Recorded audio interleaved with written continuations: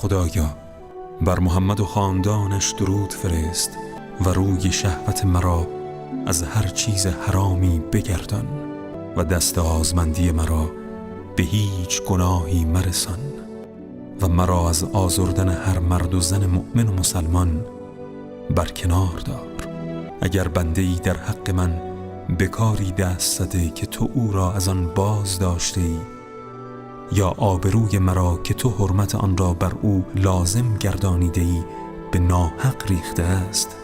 و در این حال از دنیا رفته یا زنده است و حق من بر گردن وی باقی است، او را در ستمی که بر من روا داشته بیامرز و در حقی که از من با خود برده است ببخشای و او را به سبب آنچه با من کرده سرزنش مفرمای و بدیهایش را پیش چشمش میاور که آزرده خاطر شود.